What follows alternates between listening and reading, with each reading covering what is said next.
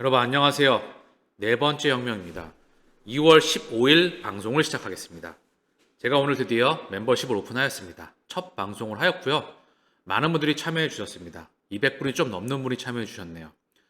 그리고 팔로잉을 하셨는데 아직 참여해 주시지 않은 분들이 계십니다. 팔로잉만 하시고 실제 멤버십을 가입하지 않으시면 영상을 보실 수가 없습니다. 그 부분 참고해 주시고요. 또 질문해 주신 게 계시는데 가입하는 것에 대해서 조금 한 번 더 설명을 해달라. 그리고 또 그 고객센터 이 부분에 대해서 좀 모르시는 것 같아서 그 부분을 안내를 하고 또 방송을 진행해 나가겠습니다. 네이버에 팬딩을 검색하시면 팬딩 크리에이터와 팬이 가장 가까운 곳 클릭을 하면은요 이 화면이 나옵니다. 팬딩 홈페이지죠. 여기 제 혁명가 클럽 이게 제 채널입니다. 로그인을 하시고요.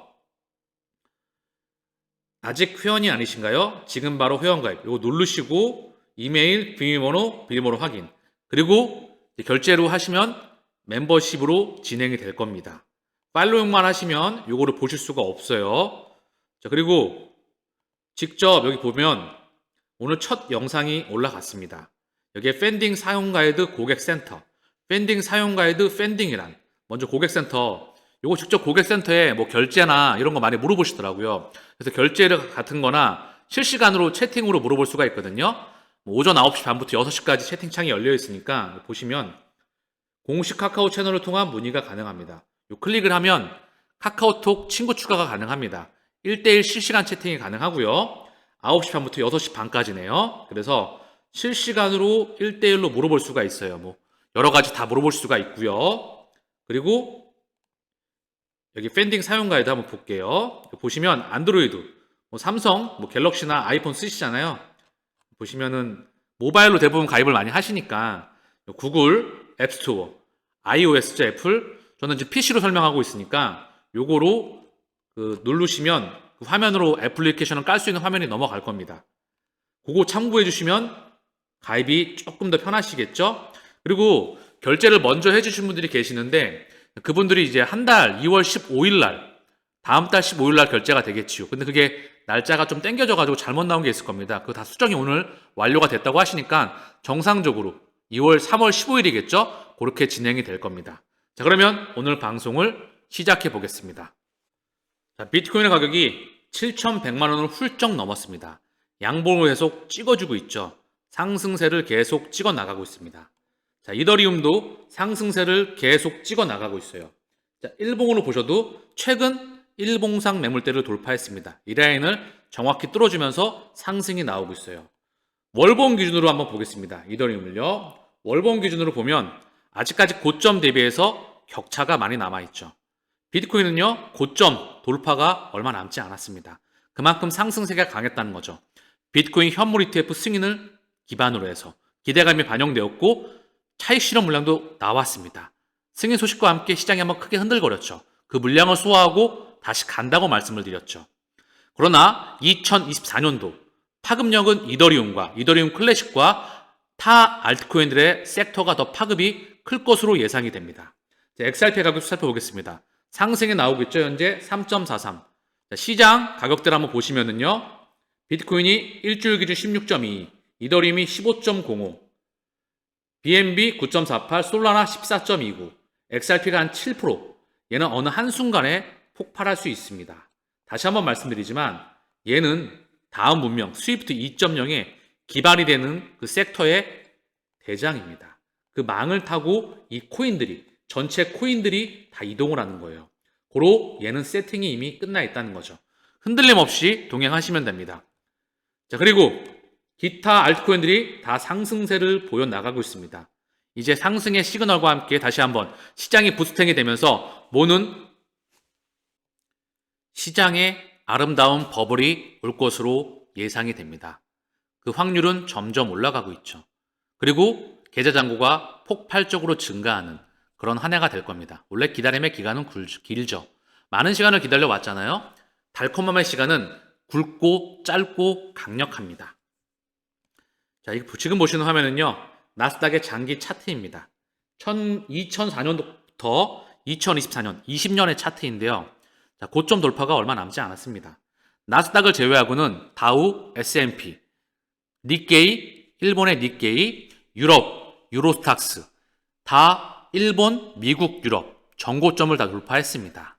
자, 그러면 예상을 할 수 있어야 돼요. 얘가 전고점을 돌파해서 실물 경제는 정말 좋지 않다고 하는데 과연 얘가 여기를 돌파해서 버블을 형성할 수 있을 것인지, 또는 비트코인이 이렇게 실물 경제가 좋지 않다고 하는데 얘가 고점을 뚫고, 자, 월봉상의 이 고점을 뚫고, 정확하네요. 나스닥과 정말 비슷합니다. 딱 하고 막혀 있죠. 고점 매물대에 나스닥도 여기 고점 매물대가 딱 하고 막혀 있습니다. 자, 보시다시피 여기가 고점 매물대예요. 정말 비트코인과 유사하게 생겼습니다. 똑같이. 물론 비트코인이 좀 격차가 살짝 남았죠. 거의 유사한데 여길 뚫고 엄청난 버블이 올까요? 여러분들은 제 방송을 오래 보셨죠? 이미 답안이 나와 있을 겁니다. 처음 보신 분들은 어떻게 생각하시나요?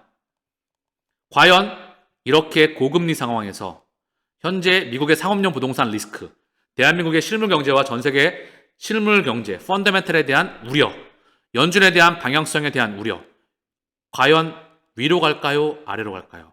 저는 2024년도 아름다운 버블을 예상하고 있습니다. 그 이유, 가장 첫 번째, 귀에 꽂히게 말씀을 드리면 개인들의 참전이 되지 않았기 때문입니다. 이 나스닥의 상승도 개인들의 참전이 없었어요. 시장이 헷갈리는 이슈를 끊임없이 던지고 있고요. 지금도 던지고 있기 때문입니다. 시장이 헷갈리지 않는 신호는 뭐죠? 한 방향으로 쏠 때, 위건 아래건, 이제 위로 쏠 겁니다. 개인들의 참전이 되겠지요. 이때 우리는 이들에게 물량을 넘겨줘야만 됩니다. 자, 그리고 나스닥의 차트를 보신 김에 잠깐 역사를 보고 가시지요. 1930년도에 세계 경제 대공황이 왔습니다. 2004년도니까. 그리고 1987년도에 미국발 블랙 먼데이가 있었습니다. 하루 만에 증시가 엄청나게 폭락을 했었지요. 그리고 2000년도에 2001년도 닷컴 버블이 꺼지게 되죠. 2001년도인가요? 미국의 9.11 테러. 2002년도 2002년 이라크 전쟁, 기타 이슈가 있었습니다. 그리고 2004년, 5년, 6년, 7년, 8년, 그리고 2024년까지 한번 훑어보시죠. 지금과 상황이 유사하고요. 과거와 현재와 미래는 다 연결됩니다. 그냥 미래가 뚝딱하고 오는 게 아니죠. 흐름을 보시면 그동안의 세계 경제의 흐름과 문명의 흐름이 보일 겁니다. 그리고 다음 문명을 우리는 대비해야 되겠죠. 비트코인 혁명, 블록체인 혁명이라고 하지만 그다지 그렇게 깨끗하고 우리가 바라는 혁명은 아닙니다. 다만 경제적으로는 독립을 해야 되겠지요. 자, 보면은요. 2004년, 5년, 6년, 7년 쭉 확대해 볼게요. 이때 2004년, 5년, 6년 연준이 계속해서 금리를 인상해 나갑니다. 그리고 쭉 상승해 나오다가 연준이 2006년 6월에서 7월 금리를 동결합니다. 아마 6월이었을 겁니다. 7월에 바닥을 찍고 금리 동결 구간 동안에, 고금리 환경에서 금리가 동결되는 구간 동안에 시장은 이게 하나하나가 봉개수가 월봉이기 때문에 엄청 파급이 클 거예요. 버블을 제대로 찍어줍니다. 지금 상황과 비슷하죠? 이때 고점을 돌파할까? 자, 한번 지금 보시면 이때 고점을 돌파할까 못할까? 그 생각이 들 거 아닙니까? 그러나 돌파를 해버립니다. 멋지게 버블을 형성하죠. 그리고 금리 인하 이슈와 함께 미국발 금융위기가 전 세계로 퍼지면서 나스닥은 붕괴하기 시작했습니다. 지금도 그때와 상황이 유사하지 않을까 그런 생각을 합니다. 충분히 참고할 만하죠. 중요한 건 금리 인하가 시작됐을 때 굉장히 위험 시그널일 텐데요. 금리 인하, 물론 경제는 생물과 같아서 굉장히 역동적이기 때문에 모니터링과 수정이 필요할 수 있습니다. 중요한 건 금리 인하 속도가 가팔라졌을 때, 이때는 정말 위험하다. 요거는 제가 모니터링을 통해서 수정할 게 있으면 다시 시장과 매크로 환경을 보고 말씀을 드릴 겁니다. 왜냐하면 차익 실현 구간, 제 방송을 꾸준히 보셨던 분들은 시나리오 1, 거대 버블의 구간에서 차익 실현 구간이 이미 우리가 준비가 되어야 되기 때문입니다. 자, 그리고 2008년도 미국발 경제 위기와 함께 바로 세계 최초의 블록체인인 비트코인이 탄생하게 되었죠. 그리고 비트코인과 블록체인의 혁명, 두 번째 금융 위기가 있었죠. 미국발 금융 위기. 세 번째 모바일 혁명의 중심이었던 아이폰이 탄생하게 되었습니다. 네 번째 쉐일 혁명이 있었죠. 퇴저감 층에 있는 쉐일 층에 있는 수평 시추와 수평 시추. 그래서 강력한 수압 파쇄법에 의해서 퇴저감 층에 있는 바로 오일을 빼내게 됐죠. 이걸 쉐일 혁명이라고 합니다. 자, 그리고 다섯 번째, 이때는 불경기였습니다. 디플레이션이죠. 경제가 망가졌으니까. 물건이 널렸어. 경제는 안 좋은데. 그래서 공유 경제가 활성화되게 됩니다. 심지어 아마존에 아마존 웹 서비스, 서버 예너 거를 빌려 쓰고 그 서비스가 또 세계 최대의 클라우드 업체로 진행하게 되는 모토가 되었죠. 공유 경제가 탄생하게 되면서 에어비앤비와 우버가 탄생을 하게 됩니다. 자, 그래서 2008년도 금융위기와 함께 제로금리와 함께 세 차례의 양적 완화로 가게 되죠. 그리고 다시 한번 주가는 바닥을 찍고 상승을 해나갑니다. 그러다가 2011년 12월, 12년 유럽발 재정위기에 봉착하게 됩니다. 유럽발 재정위기. 유럽은 당연히 재정위기에 봉착할 수밖에 없었어요. 재정 국관이 그렇게 튼튼하지 않았는데 미국발 경제 위기로 인해서 정부가 재정 정책을 과도하게 쓰면서 국관이 다 비게 됐던 거죠. 그래서 재정 위기에 봉착하면서 전 세계 경제는 흔들리게 됩니다. 그러나 그 경제를 다시 한번 뚫고 미국 경제는 쭉 양적 완화와 함께 가죠. 첫 번째 금리 인상 이슈와 함께 시장은 흔들거립니다. 그리고 영국발 브렉시트. 자, 2016년이죠. 흔들거렸지만 다시 한번 상승을 해나갑니다. 그러면서 실제 경제 펀더멘털이 상승을 하면서 금리가 본격적으로 상승을 하죠. 금리 끝단에서 드디어 증시는 박살납니다. 금리를 드디어 인상을 중단을 하죠. 중립금리에 도달하고 금리를 인하합니다. 다시 한번 쭉 상승을 하지만 코로나 팬데믹에 봉착을 하죠. 그리고 다시 한번 제로금리와 함께 9조 달러에 육박하는 천문학적인 양적 완화. 그리고 미국에서는 로빈후드 운동, 대한민국에서는 동학개미 운동이 있었죠. 동학개미 운동은 실패로 끝났습니다. 어쨌든 중요한 건 엄청난 버블과 함께 다시 한번 자이언트 스텝을 단행하게 되죠. 명분은 코로나 팬데믹과 우크라이나 전쟁으로 인한 바로 물가 폭등이었습니다. 그리고 금리를 미친 듯이 베이비 스텝, 빅 스텝을 넘어선 자이언트 스텝으로 인해서 1년 만에 5%에 가까운 금리, 그리고 현재 5.25에서 5.5%에 가까운 고금리에 봉착하게 됩니다. 증시는 박살이 났죠. 그리고 금리 속도가 완만해지면서 시장은 먼저 달렸고 금리 동결 구간에 들어가면서 이렇게 달린 겁니다. 그러니 개인 투자자는 참전을 할 수 없었겠지요. 마찬가지로 비트코인도 이거와 유사한 흐름을 보여주었습니다. 그리고 이제 알트코인의 폭등 장세가 다가오고 있다는 거죠. 어쩜 이렇게 똑같이 생겼나요? 개인 투자자가 참전하지 않았습니다. 이 고점을 돌파하고 2004년, 5년, 6년, 자 5년에서 6년 한 번 더 큰 랠리 버블을 보일 겁니다. 우리는 여기 들어가 있어야만 하겠지요. 그렇죠? 그래야 버블에 탑승해 있을 수가 있습니다. 자, 매크로를 잠깐 점검하고 가시죠. 러시아, 휴전 제한, 미국이 거절하였다. 미국은 우크라이나 빼고는 못한다. 자, 이 러시아 우크라이나 전쟁 이야기가 수면 아래로 내려가서 계속 이야기 언급이 없었어. 미디어에서. 근데 최근 들어서 미디어가 끊임없이 이걸 끄집어와서 합의 소식 또는 드론이 와서 공격했다. 그리고 지금 또 이런 이슈가 나오면서 헷갈리는 이슈는 하루가 멀다 하고 던지고 있습니다. 왜 지금 이 이야기를 끄집어와서 던질까요? 어느 한순간에 합의 소식이 나올 수 있습니다. 시장에 기름을 부을 수가 있겠지요. 자, 미국 연준 부의장 바로 마이클 바저. 리플과 아주 깊은 연관이 있습니다. 전 리플 고문이죠. 미국 페드의 에너지가 달러의 에너지가 리플로 옮겨가고 있다. 제 방송을 통해서 이미 많은 자료와 함께 데이터를 제시해 드렸습니다. 자, 미국 연준 부의장이 상업용 부동산발 위기 우려에도 불구하고 미국 은행은 굳건하다. 굳건할까요? 전혀 굳건하지 않습니다. 전통 트레디파이의 에너지가 핀테크와 송금기업과 인베디드 금융을 통해서 빅테크와 소셜 네트워크와 새로운 문명을 준비하고 있습니다.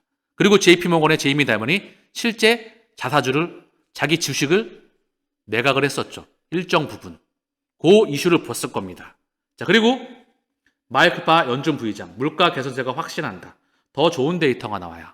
그냥 흔들기입니다. 앞으로 연준 이슈는 동결 구간 동안에 그냥 저는 무시하셔도 된다. 이렇게 보고 있습니다. 자, 그러면서 비트코인이 최근에 폭발하면서 비트코인 열풍이 불고 있다. 워렌 버핏의 버크셔에서 시총을 제꼈다.